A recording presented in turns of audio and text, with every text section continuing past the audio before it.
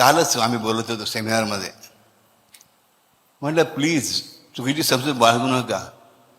You have not chosen मी. तुम्ही लोकांनी मला निवडलेलं नाही आहे. I have chosen you. लक्षात ठेवा. कुणाला जर अशी भ्रांती, कुणाला जर असा भास होत असेल की मी बापूंकडे आलो, मी बापूंना निवडलं, अरे जा, माझी इच्छा झाली म्हणून तुम्ही येऊ शकला. माझी इच्छा आहे तरच मी तुम्हाला इथे टिकू देईन. आलं लक्षामध्ये.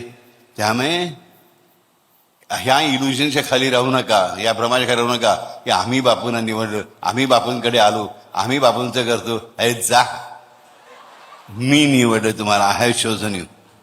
आणि म्हणून गुपचूप समजून घ्या की तुम्ही किती प्रयास केलेत.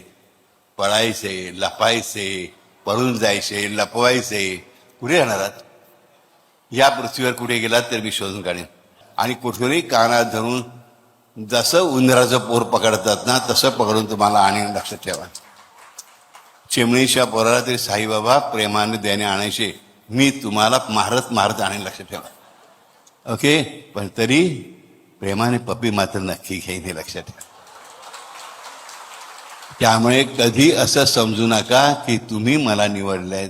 You have chosen me.